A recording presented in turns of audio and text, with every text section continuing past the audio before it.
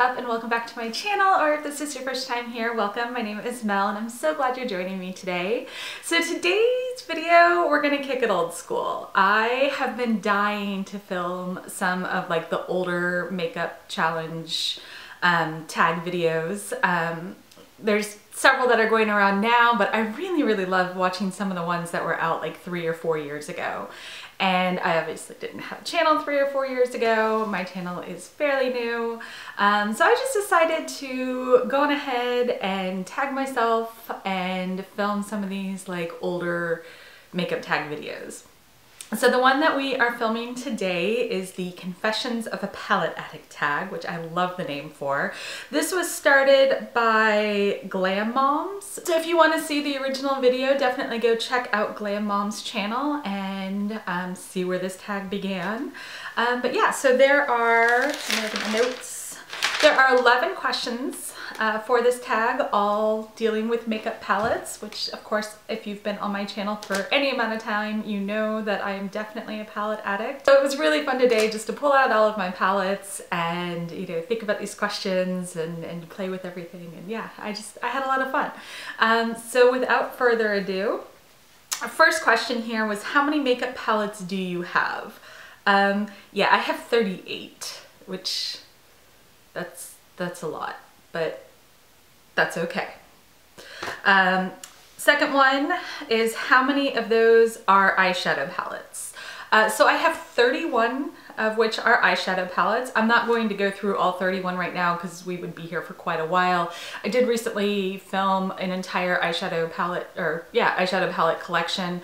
So I'll have that linked above and below, and also link it at the end of this video if you want to go and watch that after this one. So if you're curious about my entire collection, that's where to find that. So the third question though is, how many of those are non-eyeshadow palettes? And I have 7, which 38 minus 31, that makes sense, that are non-eyeshadow palettes. And I kind of counted these a little differently. For it to count as an eyeshadow palette, it had to be more than 4 eyeshadow pans. So any of my quads or trios I didn't count. But for the non-eyeshadow palettes, I did count trios because I don't know why, that felt like a legit palette, whereas like a trio of eyeshadows didn't for some reason. I don't know, it's my logic. Let's just roll with it. But I did count things that were sort of a combined like face and eye palette as an eyeshadow palette, simply because that's mostly what I get used out of those types of palettes as. So like my Smashbox Masterclass Lighting Theory palette, I only counted once and I counted it as an eyeshadow palette, even though it has an insane amount of different products in it. So yeah, I don't know. Again, that's my logic. So the ones that I counted as not eyeshadow palettes, in case you're curious, are this Smashbox Spotlight palette in Pearl. This is a highlighting palette. This is one that came out as part of one of their holiday kits, but it's really just their Casey Holmes Spotlight highlighting palette that's been repackaged. As I have another Smashbox trio, this is the LA Lights, and it is 2 blushes and a highlight. So I've got this like whole pile of palettes sitting next to me. I have my Laura Geller Baked Gelato Illuminating Swirl highlighters, my Kat Von D Shade and Light Contour, the Hourglass Ambient Lighting palette, which is what that looks like on the inside, my Anastasia Beverly Hills Nicole Guerrero Glow Kit, that's the inside on that. How many is that? 1, 2, 3, 4, 5. This little Stila highlighting trio. That's what that looks like on the inside. That was holiday of 2016, in case you're curious. Okay, so in case you're wondering, I have the questions written down and they're in my lap. That's why I keep looking down. So the next question is, what are your top 3 favorite palettes? So my top 3 favorite palettes are the Urban Decay Gwen Stefani palette. I love this thing. I know it doesn't get a lot of love on YouTube, but I adore it. These top two, which I know are bottom two because we're upside down, but these top two are fantastic. I don't get a whole lot of use out of the ones on the top row or top row slash bottom row, although they are fun to play around with. But I like doing like very classic smoky eye looks, and I find this is like a good everyday classic smoky eye that doesn't get too dark, and it's really pretty. So yeah, I love this one. So these aren't in any particular order, but the second of my favorite palettes is my Too Faced Chocolate Bar palette. I love this thing. I like all of the chocolate bars. I like the formula on these. The shade selection in this one though is my favorite. I prefer cooler tone eyeshadows, and this is a cooler tone palette. I also really like this because this palette was the first time I ever tried like doing like a red cranberry eye. I would never have thought to have done that until I bought this palette, and I really, really like the way that that looks on my eyes. So yeah, love it for many reasons. I love the way it smells. It was birthday present for my best friend, so it's got like sentimental attachment to it. Yeah, I love everything about this palette. And then my third of my favorite palettes, for right now at least, it's actually the Tartelette palette. That's what it looks like on the inside. I like purple eyeshadows quite a bit. And this is probably like my favorites of the purples that I own in my collection. I like that I can do like a gradient purple look with this, as well as like a purple and gray or a purple and brown look. So I can get like variety out of my purple eye looks with this. And so yeah, I'm a big fan. I don't hate the formula on this one the way I know a lot of people do. I do think, you know, this row here, the mattes are a little bit stiffer than the rest of the palette, but once you get into it and start working with it, they're really not that bad. And so yeah, it's a fave. Next question is, what are your palette regrets? And so I have three here that I really regret buying. I have others that are, I don't really like so much, but these three I really, really like wish I hadn't wasted my money on. First being the Anastasia Beverly Hills Nicole Guerrero Glow Kit. I talked all about this in a video on products that I don't like that other people love, so I'm not going to rehash that here, but yeah, totally not a fan. Absolutely regret buying this. The next one is the Stila Starlight Starbright highlighting palette. I regret this one simply because these are like, I don't know, they're like cream to powder highlights. I don't think they're very effective as highlights, and I really don't like the way they look on my skin all that much. I think they sort of add texture and kind of age me a bit, so I'm not a fan of these. I'm working on panning this year just because I want to feel like I got my money's worth out of it, but yeah, this was a regret. Next palette that I really regret having bought is the Lorac Unzipped Gold palette, and it's not just that I don't like this palette very much, which, I mean, I don't. I mean, there's some shadows in it that are okay, but it's not my favorite. Here's the inside if you're curious. The reason I regret having bought this one is that I bought it just because it was on sale. It was on sale sometime during 2017 during one of the Ulta 21 Days of Beauty. It was on sale for half off, and you know, it was one of those like, oh, it's such a good price, I should totally buy it kind of moments. And you know, I didn't really need it. I didn't really want it all that much. I was totally just buying it because it was on sale, and yeah. So the next question is, how many limited edition or holiday palettes do you own? And I own 11.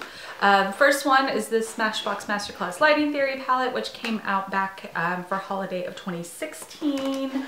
We also have already talked about the Urban Decay Gwen Stefani. This little Tarte Sex Kitten, which is still out, but it is listed as limited edition. The Too Faced I Want Candy palette, which is another one I love. This Glitz and Glamour clutch, shadow clutch from Butter London. 3, which came out from Smashbox this year as one of their holiday, or not this year, last year as one of their holiday 2017 offerings. The Stila Starlight Starbright highlighting, which was holiday 2016. Anastasia Beverly Hills Nicole Guerrero Glow Kit, which was limited edition in 2017. What else? I think that's it. I think that's all of my limited edition. If I missed one, I'm sorry. Next question is how many of your palettes are custom? The answer to that is actually none. I don't do single eyeshadows very often, so I don't really have a need for custom palettes. I do technically have this little magnetic palette that came in a boxy charm back in 2017, and it does have 2 Makeup Geek shadows in it, but I really don't plan on buying any more singles to go in this, so I decided to like not count it. So next question is which one wasn't worth the price? And this was actually hard for me, mostly because I don't think any high-end makeup is actually worth the price. I obviously buy and own a lot of it, but I do my best to get it all on as good of a sale as I can. I typically don't pay full price for anything because the markup on high-end makeup is somewhere around like 80%. So honestly, I don't think any high-end makeup is worth like the retail price that you're paying for it. But the 2 that stuck out for me as really not being worth the price tag, and these are actually both that I did pay full price on because I got very caught up in the hype on both of these and for some reason just had to have them, is the Ambient Lighting palette from Hourglass. This thing retails for like 62 bucks. I don't like the way it looks on me. I don't like the way it works with my skin. Yeah, it's not a fan. I don't like the glitter in it. I think these powders are way overpriced for what they are, and yeah. The other one, and I'm just mentioning this because I hate this damn thing so much, is the Anastasia Beverly Hills Nicole Guerrero Glow Kit. Again, just chock full of glitter. I don't think it's very attractive. I think, you know, people with younger skin seem to like this quite a bit, and that's great. I'm not a fan, and so it was definitely not worth what I paid for it. Next question here is, what palette was worth every penny? Again, this question is, you know, a little difficult for me because I do try to get most of my makeup on as good of a sale as I can. But I would have to say the Modern Renaissance eyeshadow palette by Anastasia Beverly Hills. I did get mine on a really good sale. I bought it right before Christmas when it was on sale at Ulta, plus I had an extra 20% off Platinum Perk coupon. So I paid about $28 for this, not the $42 that it retails for. Absolutely worth every penny of the $28 that I paid for this. I think the quality of these shadows is amazing. I really like the looks that I've come up with this.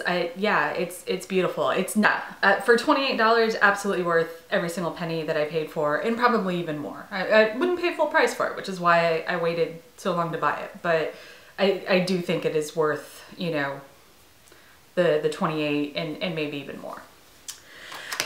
Kind of bonus question here. I know it just said 1, but in terms of non-eyeshadow palettes, the Kat Von D Shade and Light contour palette is phenomenal. I love this thing. Again, I got this at a great sale. I bought it at TJ Maxx back in 2017 when they had changed the packaging on these and you started seeing them at the discount store. So I paid, I think it was $20 for this versus the $40 that it is full price.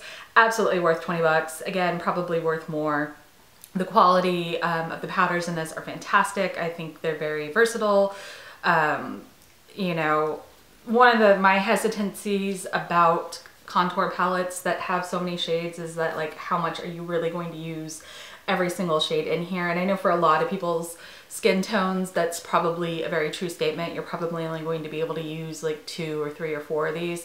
I've actually managed to get use out of all 5, well, 5 of them so far, and then I think I could make this one work definitely as an eyeshadow, maybe as a contour in the summer. We'll see. But I've managed to get use out of all 3 of the highlighting palette, all 3 of the highlighting powders, and these 2 of the contour powders. So yeah, I think this is worth again every penny of what I paid for, and probably more than I paid for. Next question is, how many palettes have you given away or returned in the last 12 months? The answer to that is 1. I'm not somebody that returns makeup very often. It has to really not work for me. Usually if I'm going to return something, it's skincare related, and that's just because it did bad things to my skin and I want my money back because I'm mad. But when it comes to makeup, I really just tend to keep what I have. I don't know, I know you can return things, but it seems kind of wasteful to me because most of that just then gets dumped right in the trash, and I don't know. I tend to be, again, very picky and thoughtful about what I buy, so I don't buy a bunch of random stuff that I'm then like feeling the need to return. So yeah, so I haven't returned anything in the last 12 months makeup wise. The one palette that I give away was the It Cosmetics Naturally Pretty Romantics eyeshadow palette, and I gave that to my sister. And the reason I gave it away is not because it was a bad palette. I actually really liked the eyeshadows in there quite a bit. But it was an impulse buy for me. It was one of those, I was feeling sad one day and decided to go shopping and buy makeup, and that was what I ended up buying. And so I felt guilty every time I looked at it because I wasn't using it very much. And I don't know, like that may sound weird, but yeah, so it was one that I felt guilty every time I looked at it. I knew my sister would get some good use out of it, and so I gave it to her for her to use and enjoy. So yeah, that's the one palette that I've given away in the last 12 months. So the next question, number 11, if you woke up one morning and all of your palettes had vanished, which 3 would you go out and get? So when I first was reading the questions for this tag, I thought that was kind of silly, because wouldn't it be like your top 3 palettes? Like why are there both of these questions here? But then when I actually like was looking at all of my palettes and like really started thinking about things, my answer was actually different. So the 3 that I would actually go out and repurchase first out of all 38 palettes that I own are eyeshadow palettes, obviously, because they are what I love the most. The first is one of the ones that was on my favorite 3 list, and it is the Too Faced Chocolate Bar. I love this palette. I think it is such a great everyday neutral brown palette. I would miss having it in my life, and I would immediately go and repurchase it. Along those same lines, the second one is actually the Urban Decay Naked palette. I don't like the formula on this necessarily. I don't think it's the best. It's not like the worst eyeshadow palette in the world ever, but you know, it's not the best formula. But I really do think that the shade selection on this really is just about perfect. I love that you have, you know, these lighter champagne colors. I like the light browns. I like the darker browns. I like that you have a purple, because of course it's me. And I like the blues over here. I think you can get so many different looks out of this. I think it is very versatile. I think if I was only going to have 3 palettes, this is one that I would want to have, just because you can do so much with it. And then the third was actually the Modern Renaissance by Anastasia Beverly Hills. This wasn't listed as one of my 3 favorite palettes because it is fairly new to my collection. I haven't used it a whole lot, and I don't think I've had it enough to be able to say this is my absolute favorite. I do like the formula. I do like the shadows. It's a little on the warm tone for me. Again, I prefer cooler toned shadows, which is another reason it's not my absolute favorite. Like if she ever came out with like a blue, purple, green, brown palette, like I would be all over that one. But yeah, but this is one that I would actually really miss having in my collection. Again, also because it's so new and I haven't gotten a chance to play with it yet. But yeah, so those would be the 3 that I would go out and repurchase first. Those are all of the 11 questions in the Confessions of a Palette Addict tag. I absolutely love watching makeup tag videos, particularly palette tags. I love talking about my eyeshadow. I mean, don't we all? Isn't that why most of us are here? So yeah, I had a lot of fun going through these questions, a lot of fun going through my collection and thinking about my answers to these questions, and I hope you enjoyed watching this. If you have a channel and you want to do this tag yourself, I think you totally should consider yourself tagged, and let's bring back some of these old school makeup tags. So until next time, I hope you have a great rest of your day. If you haven't already done so, maybe take a second and consider hitting that subscribe button down below, coming back and hanging out with me some more. And yeah, I will talk with y'all later. Bye.